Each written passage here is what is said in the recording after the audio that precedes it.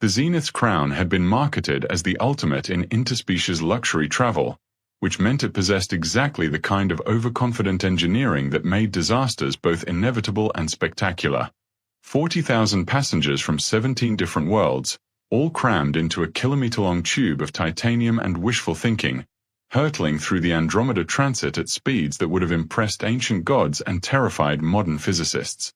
Nobody had bothered to mention in the promotional materials that mixing that many apex predators in an enclosed space might have consequences.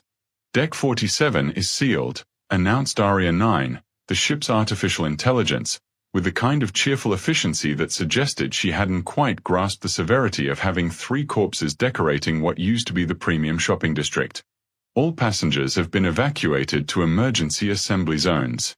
Please remain calm while security investigates this minor incident. Chief Security Officer Thane Vorthak stared at the sealed blast doors and wondered if his resignation letter could be filed posthumously. The HFY had evolved from pack hunters on a world where everything bigger than a breadcrumb tried to eat everything smaller than a mountain, which gave him a professional appreciation for creative violence. What he'd seen through the security feeds, however, suggested that whatever had killed his 3 officers possessed a creativity that bordered on artistic. Minor incident. Commander Zex Holloway, the ship's second officer, materialized beside him with a distinctive shimmer of Altarian phasing technology. Her species had perfected the art of being in several places at once, which made them excellent administrators and terrible poker players. 3 trained HFY security personnel are decorating the walls like abstract expressionist paintings, and Aria calls it minor. The AI measures severity by potential passenger complaints, Thane replied, his forearms unconsciously checking his weapons. 3 dead crew members rate below a malfunctioning automated bar. Wonderful. Have we identified the threat? Thane's laugh contained approximately zero humor. That depends on how you define identified. We know it's bipedal, warm-blooded, and approximately 1.7 meters tall. It moves through our security grid like water through a sieve, improvises weapons from dining utensils, and apparently finds our tactical protocols amusing. Void Stalker. Void Stalkers don't use furniture as projectiles. They also don't arrange corpses to spell out insults in 3 different languages. Commander Holloway flickered between dimensions, a nervous habit that made conversations with her resembling talking to a strobe light. Escaped military bioweapon. The hegemony has been experimenting with. Military bioweapons don't stop to fix broken vending machines between kills. The absurdity of that statement hung in the air like incense at a funeral. Through the sealed blast doors, emergency lighting cast everything in shades of amber and regret, while somewhere beyond their ability to intervene, something was turning their supposedly impregnable security measures into an elaborate joke. Dr. Onari is here, Thane announced, watching a figure approach down the corridor with the unhurried gait of someone who had seen worse things than corpses and found them only mildly interesting. Dr. Vex Onari possessed the kind of calm that came from having catalogued the mating habits of species that could dissolve titanium with their digestive secretions. As the ship's xenobiologist, she had spent the better part of 2 decades studying how different forms of life found innovative ways to kill each other, which made her either the perfect person to consult or the worst possible dinner companion. "Gentlemen," she said, nodding to both officers, "I understand we have a predator situation." "That's putting it mildly," Holloway replied, her form stabilizing as she focused on the conversation. 3 casualties, all experienced security personnel. The attack pattern suggests something with significant combat training. Dr. Onari accessed her datapad, cycling through the security footage with the detached interest of a researcher examining slides under a microscope. The first victim had been found suspended from the ceiling by his own equipment harness, positioned to provide an excellent view of the shopping district's main thoroughfare. The second had been discovered in what used to be an electronics boutique, surrounded by the remains of 17 different consumer devices arranged in a pattern that looked disturbingly like a mandala. The third. "Fascinating," she murmured. "The third officer appears to have been killed with his own weapon. then positioned to appear as if he was still on patrol. Psychological warfare, Thane growled. Whatever did this wanted the other security teams to find the bodies in specific states. It's playing with us. Or it's operating according to behavioral patterns we don't recognize, Dr. Onari corrected. Tell me about the timeline. Commander Holloway consulted her tactical display. First officer went missing at 13:47 ship time. His body was discovered 20 minutes later by a custodial drone. Second officer disappeared at 14:20, found at 14:45. Third officer was discovered 10 minutes ago, approximately 30 minutes after his last check-in. All three were part of the same security detail. Deck patrol, premium shopping level. They'd been dealing with some territorial displays from a group of HFY passengers. Nothing unusual, young males showing off for potential mates, standard dominance posturing. Dr. Anhari's expression shifted almost imperceptibly, like someone who had just realized they'd been looking at a familiar constellation upside down. These territorial displays, did they involve other passengers? Some complaints from the smaller species. Typical cruise ship dynamics. The HFY get aggressive, the Minari get nervous, the Altarians phase out to avoid confrontation, and everyone pretends it's all part of the authentic interspecies experience. And this began when? 3 days ago. Right after we picked up that batch of passengers at Terra Station. The silence that followed possessed the particular quality of air right before a thunderstorm, when every living thing suddenly realizes it should be somewhere else. Dr. Onari continued studying the security footage, her fingers moving across the datapad with increasing urgency. "Oh," she said finally. "Oh, this is much worse than I thought." Thane's secondary arms twitched toward his weapons. "Worse how?" "We're not dealing with a void stalker or a bioweapon." Dr. Onari looked up from her datapad with an expression that suggested she was delivering news that would require significant updates to several insurance policies. "We're dealing with a human having what their species calls a bad day." Commander Holloway flickered so violently she appeared to be having a seizure. "A human? Impossible. Humans are Category 7 peaceful. They're barely above the Minari on the threat assessment scale."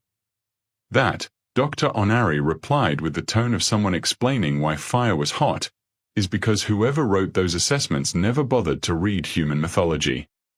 The blast doors remained sealed, the emergency lighting continued its amber pulsing, and somewhere beyond their reach, 40,000 passengers were about to discover why Earth's application to join the galactic community had required 17 different psychological evaluations and a comprehensive insurance waiver. "Aria," Thane said, his voice carefully controlled, "please confirm, do we have any human passengers currently aboard?" "Affirmative, Chief Vorthak. We have 4 to 7 human passengers, including one who boarded at Terra Station with military identification. Commander Reese Chen, retired, traveling in premium class to the Kepler Station colonies." Dr. Onari closed her datapad with a snap that sounded remarkably like a coffin lid. "Gentlemen, I suggest we upgrade this from a minor incident to a species-level diplomatic emergency, and perhaps consider evacuation procedures." "For one human?" Holloway asked. "For one human who apparently decided that 3 heavily armed HFY needed to learn some manners." The emergency lighting pulsed. Aria 9 continued her cheerful updates about minor delays, and somewhere on Deck 47, a retired Terran Special Forces commander was probably wondering why alien cruise ships never included proper cup holders in their seating arrangements. Some days, the universe demonstrated a sense of humor that bordered on malicious. Captain Ralpha's conference room had been designed by committee, which explained why it resembled a diplomatic nightmare wrapped in ergonomic furniture. Representatives from each of the major species aboard sat, hovered, or quantum existed around a table that could accommodate everything from methane-breathing gas bags to crystalline entities that communicated through controlled electromagnetic pulses. Today's emergency session felt less like a diplomatic summit and more like a support group for people who had accidentally adopted a tiger. "The human has been aboard for 72 hours, Captain Ralph announced, his Entorian bulk casting shadows that suggested mountains having existential crises. In that time, passenger complaints about aggressive behavior have dropped 93%. That's because the aggressive passengers are dead, snapped Councillor Vishtar, the Kethvar representative. Her species prided itself on directness, which was a polite way of saying they had evolved beyond the concept of tact. This creature murdered 3 of our finest hunters using kitchen implements and recreational equipment. Ambassador Quinn materialized more fully into local reality, his Etherian form solidifying just enough to be considered present for legal purposes. Perhaps we should examine the security recordings before reaching conclusions about intent. The holographic display activated, casting the conference room in blue light that made everyone look either dead or deeply philosophical. The footage began with what appeared to be a perfectly ordinary human female, approximately middle-aged by their species standards, walking through the shopping district with the unhurried pace of someone comparing prices on luxury goods. Subject appears to be standard human baseline, Dr. Onari noted from her position near the display controls. Height 1.68 meters, estimated mass 68 kilograms, no visible augmentations or combat modifications. The human in the recording paused at a small cafe, ordered something that steamed pleasantly, and settled into a seat with a view of the main thoroughfare. She pulled out what appeared to be some form of textile work, small, delicate, involving tiny implements and considerable patience. Knitting, Dr. Onari supplied helpfully. A recreational activity involving the creation of fabric through interlocked loops, considered meditative by human standards. Councillor Vishtar's laugh contained all the warmth of liquid nitrogen. How wonderfully domestic. When does she begin the slaughter? The timestamp on the recording jumped forward 3 minutes. The human was still knitting, but her posture had changed in ways that suggested a predator becoming aware of movement in tall grass. Down the thoroughfare, a group of young Kethvar males had begun what their species euphemistically called territorial display, which involved a considerable amount of chest-pounding, aggressive vocalizations, and the systematic intimidation of anyone smaller than themselves. Standard mate selection behavior, Vishtar said dismissively. Completely normal for males of breeding age. Normal, perhaps, but observe the human's response, Dr. Onari said, advancing the footage. The human had stopped knitting. Her hands remained still, but her eyes tracked each Kethvar as they moved through the crowd, noting positions, weapons, and what appeared to be escape routes. When one of the young males knocked a tray of food from an elderly Minari's hands and began loudly berating the smaller being about prey species knowing their place, the human's expression shifted with mechanical precision. Threat assessment, murmured Captain Ralph. She's evaluating them as targets. For what? Ambassador Quinn asked, his form flickering with curiosity. They weren't threatening her directly. Dr. Onari paused the recording on a frame that captured the human's face in profile. For intervention. Observe her body language. She's not afraid or angry. She's calculating. The recording resumed.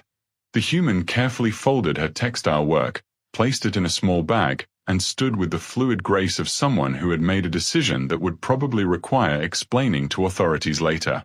She approached the group of Kethvar with the pleasant smile of someone asking for directions. Can't hear the conversation, Captain Ralph noted as they watched the human gesture politely toward the intimidated Minari. Lip reading suggests she's asking them to apologize, Dr. Onari said. The Kethvar male's response appears to involve several anatomical impossibilities and a suggestion about her species' evolutionary heritage. What happened next took approximately 4 seconds and defied several laws of physics, common sense, and diplomatic immunity. The human moved like water flowing uphill. A decorative plant became a projectile that struck the lead Kethvar's weapon hand with enough force to shatter bone. A cafe chair transformed into a lever that applied physics to a knee joint in ways evolution had never intended. The third Kethvar found himself introduced to a trash receptacle with such enthusiasm that the impact created a brief echo throughout the shopping district. Then the human returned to her table, retrieved her knitting, and resumed her careful work as if nothing had occurred. "By the void," whispered Counselor Vishtar. She moved like a trained killer. According to her passenger manifest, Captain Ralph consulted his datapad. Commander Reese Chen served 32 years in the Terran military, specializing in what they call asymmetric conflict resolution. Her service record is classified at levels that require authorization I don't possess. Ambassador Quinn's form fluctuated through several dimensional phases, a sign of deep contemplation among his species. The male she injured, were they the ones later found dead? Different individuals, but yes, same social group. It appears they decided revenge was appropriate. The recording shifted to a different angle, showing the aftermath of what the ship's incident reports would classify as accidental injuries during recreational activities. The human had departed, leaving 3 Kethvar in various states of requiring medical attention and deep philosophical reflection about the nature of hubris. "So she warned them," Dr. Onari said. "She gave them a demonstration of capability and an opportunity to reconsider their behavior. And they chose escalation instead," Captain Ralph concluded. Vishtar's secondary arms flexed in agitation. "You're suggesting my people deserve to die because they responded to an unprovoked attack?" "I'm suggesting," Dr. Onari replied with the patience of someone explaining mathematics to a particularly slow computer, "that your people initiated contact with a predator species using threat displays, ignored a clear demonstration of superior capability, and then chose to pursue what they perceived as wounded prey into a confined environment. The silence that followed possessed the quality of air before an avalanche. From the human's perspective," she continued, "she issued a warning, demonstrated non-lethal force, and when that failed to modify behavior, she eliminated a persistent threat to other passengers using minimum necessary violence." Minimum necessary. Vishtar's voice cracked like breaking ice. "She used a soup ladle to efficiently incapacitate hostiles who had ignored diplomatic solutions," Dr. Onari finished. "Standard Terran Special Forces doctrine for protection of non-combatants in civilian environments." Captain Ralph's expression suggested someone who had suddenly realized his insurance policy contained several unfortunate loopholes.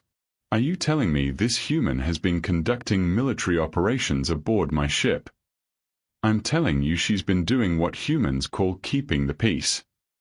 The fact that 3 experienced hunters are dead suggests they severely underestimated what that phrase means to a species that evolved on a world where everything above bacteria tried to kill them on a regular basis.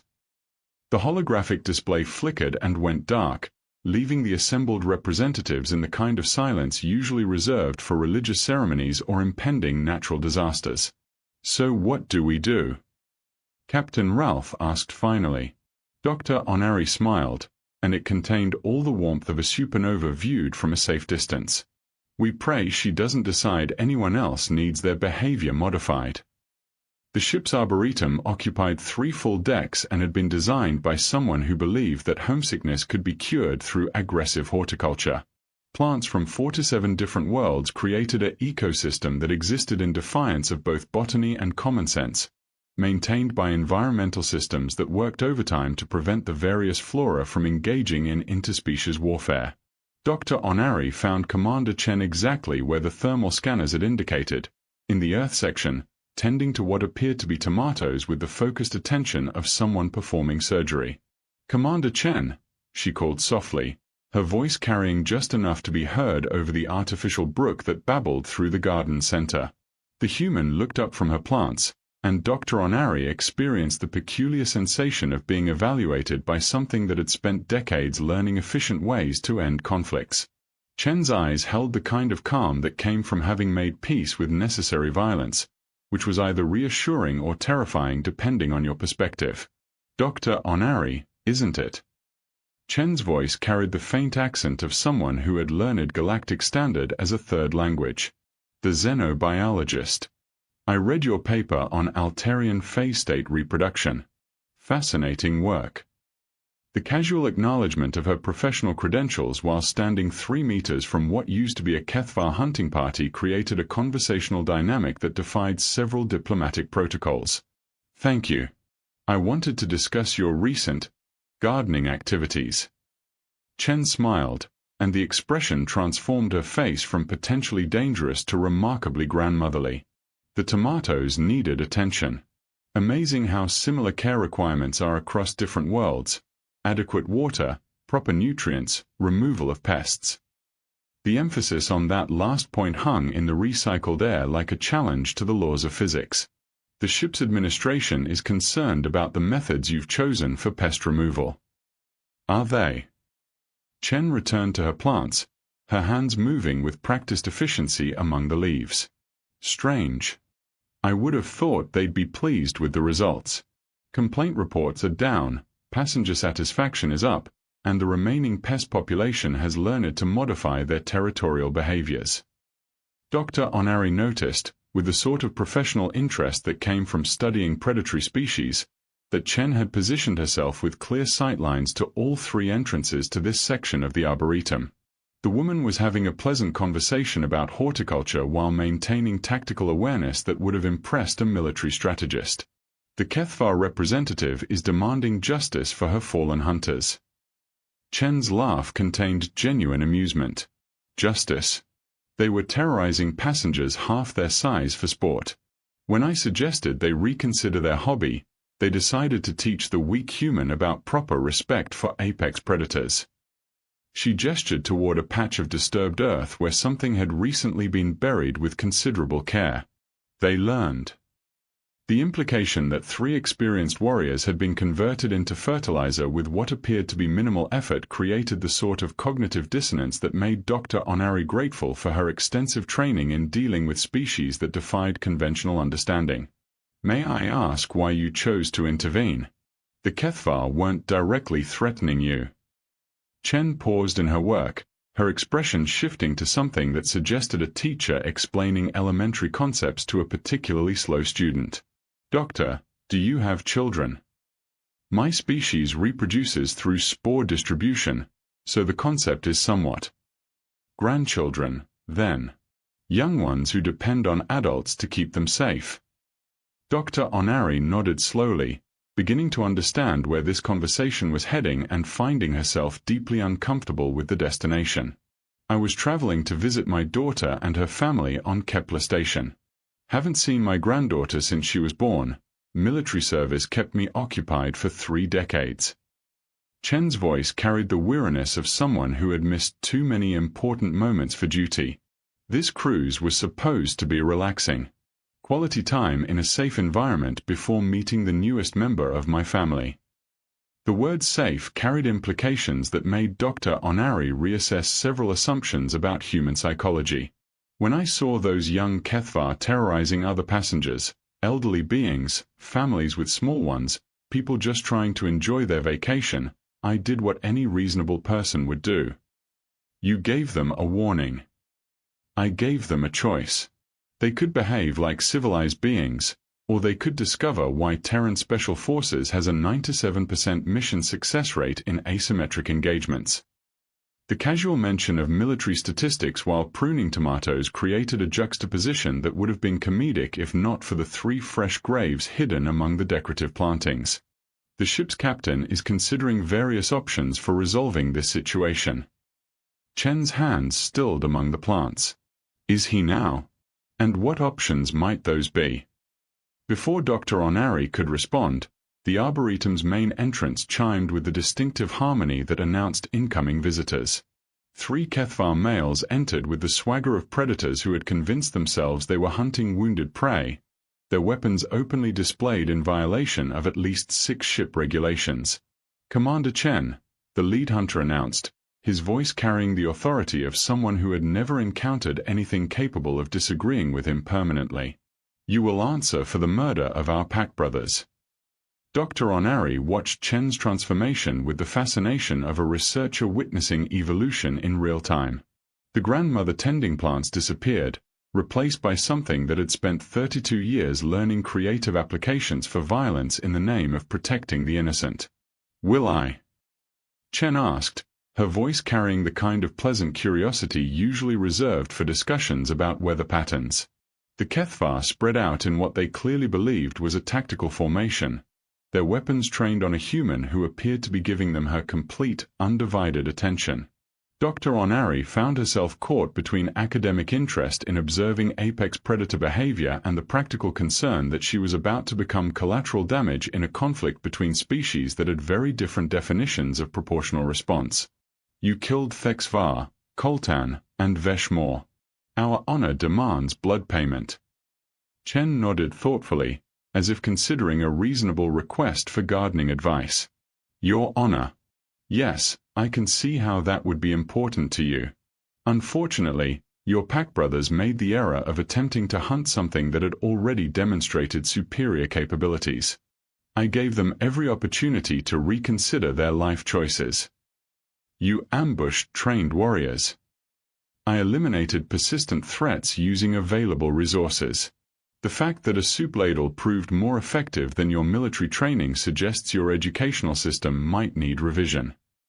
The lead Kethvar's roar of rage was cut short when Chen moved with the fluid precision of someone who had spent decades practicing the art of ending conversations quickly. A gardening tool became a projectile that reconfigured his breathing apparatus, while his companions discovered that decorative pond equipment could be repurposed in ways that violated both manufacturer warranties and several anatomical conventions. Dr. Onari watched the engagement with professional interest, noting that Chen never used more force than necessary to incapacitate her opponents and carefully avoided causing permanent damage to the garden's irrigation system. The entire encounter lasted approximately 15 seconds, after which 3 unconscious Kethvar were arranged in neat rows among the tomato plants, and Chen was back to her pruning as if nothing had occurred. "Where was I?" she asked pleasantly. "Oh yes, the captain's options for resolving this situation.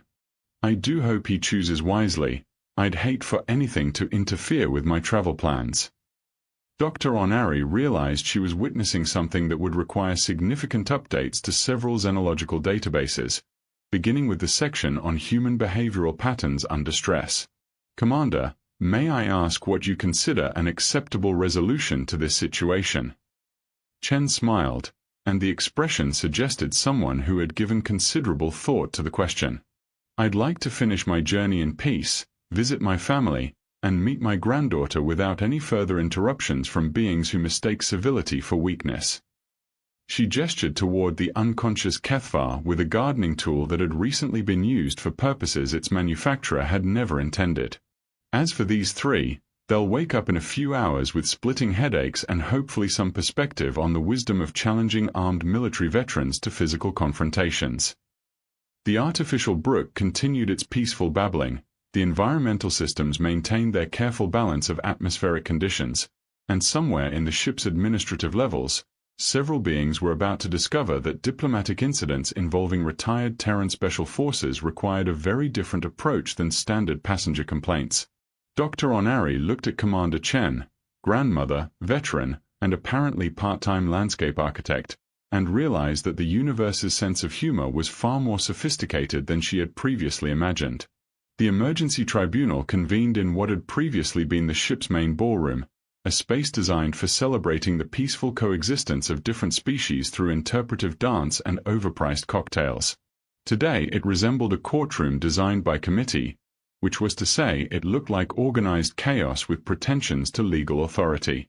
Commander Chen sat in the defendant's chair, calmly working on what appeared to be a small yellow garment while 4 to 7 species representatives argued about whether her actions constituted murder, pest control, or performance art. The knitting needles clicked with metronomic precision, occasionally pausing when she needed to count stitches or listen to particularly creative legal arguments. "The evidence is clear," Prosecutor Kethnal declared, his voice carrying the righteous indignation of someone who had never personally tested his theories against actual combat veterans. "This human has murdered 6 Kethvar citizens in cold blood, using weapons of opportunity and tactics that demonstrate premeditated intent." Judge Arbitrator Velfane, a crystalline being whose species had evolved beyond the need for emotional responses, processed the legal briefs with the enthusiasm of a computer calculating tax returns. "The defendant's counsel may respond." Captain Ralph stood, looking like someone who had discovered that his routine passenger manifest review had somehow evolved into an interstellar incident. "Your Honor, The defendant has not requested legal representation. She declined the services of the ship's advocate and stated she would represent herself. Chen looked up from her knitting with the mild interest of someone whose attention had been drawn to an unexpectedly entertaining street performance. "Oh, I don't need representation. I haven't broken any laws." The silence that followed possessed the particular quality of vacuum, absolute, crushing, and filled with the potential for catastrophic decompression. Prosecutor Kethnal's laugh contained all the warmth of stellar background radiation. "No laws. You've killed 6 members of a recognized species using improvised weapons in violation of Article 7 of the Galactic Transit Authority's Passenger Safety Code," Chen interrupted, her voice carrying the patient tone of someone reading from a manual. Subsection 12. Passengers are authorized to use reasonable force to protect themselves and other passengers from assault, harassment, or behavior that creates unsafe conditions. She held up her knitting to examine her progress, then continued with the same conversational tone. Article 15, subsection 3, reasonable force is defined as the minimum intervention necessary to neutralize threats and restore safe conditions for all passengers. Judge Velthane's crystalline structure pulsed with what might have been surprise, if crystalline beings were capable of such mundane emotions. The defendant appears to be familiar with transit law. "I spend a lot of time traveling," Chen replied. "You learn to read the fine print when your vacation plans keep getting interrupted by beings who mistake courtesy for weakness." Dr. Onari, seated in the expert witness section, watched the proceedings with growing appreciation for human tactical thinking. Chen wasn't just defending her actions, she was systematically dismantling the prosecution's case using the legal framework that governed their entire journey. Furthermore, Chen continued, setting down her knitting to give the tribunal her full attention. The 6 individuals in question initiated contact through aggressive displays designed to intimidate other passengers. When asked to modify their behavior, they escalated to direct threats against a military veteran who had identified herself as such through appropriate channels. Prosecutor Kethnal's secondary arms gestured wildly, a sign of extreme agitation among his species. Territorial displays are normal behavior. You can't kill beings for following their evolutionary imperatives. Chen's smile suggested someone who had been waiting for exactly this argument. "Counselor, are you suggesting that evolutionary programming supersedes civil law? Because my evolutionary programming involves eliminating threats to pack members using superior tactics and available resources." The legal implications of that statement rippled through the assembled representatives like a shockwave through crystalline matrix. Several species began urgent consultations with their legal databases, while others appeared to be reconsidering fundamental assumptions about human behavioral parameters. "The human raises an interesting point," Judge Velthane observed. "If we accept that the Kethvar were following natural behavioral patterns, we must also accept that the defendant's response followed her species' natural protective instincts." "Exactly," Chen said, returning to her knitting. "I warned them. I demonstrated non-lethal capability. When they chose to interpret restraint as weakness and escalated to lethal force, I responded appropriately." Ambassador Quinn materialized more fully into local reality, his Etherean form flickering with what appeared to be confusion. "Commander Chen, your passenger documents list your occupation as retired. They make no mention of military service. The documents list my current status. My previous occupation was ending conflicts efficiently on behalf of beings who preferred diplomatic solutions but occasionally required more direct intervention." Captain Ralph consulted his datapad with the expression of someone discovering that his supposedly routine cargo included unstable antimatter. "Commander, your service record is classified at levels that require authorization from the Terran Defense Ministry." Chen's needles paused in their rhythmic clicking. "Captain, my service record is classified because some operations require discretion even decades after completion. What's relevant to this tribunal is that I spent 32 years learning to protect civilian populations from beings who believed superior physical capabilities gave them the right to terrorize others." She held up the small yellow garment, examining it with critical eyes before continuing. The HFY who died made the fundamental error of assuming that a peaceful environment meant I had forgotten my training.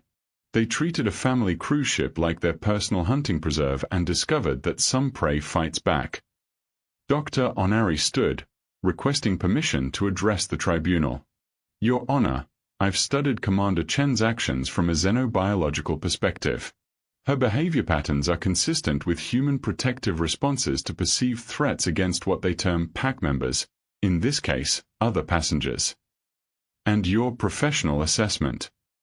From her species perspective, she was conducting routine peacekeeping operations in a civilian environment. The lethality of her response correlates directly to the persistence of the threat and the vulnerability of those she perceived as under her protection. Judge Velthane's crystalline form pulsed through several spectrum phases, a sign of deep consideration. The tribunal finds that the defendant's actions, while regrettable in their finality, fall within established parameters for passenger safety responses. Case dismissed. Prosecutor Kethnal's roar of outrage was interrupted by Chen's voice, still pleasant and conversational. Actually, Your Honor, I'd like to file a complaint. The ballroom fell silent with the completeness of interstellar space.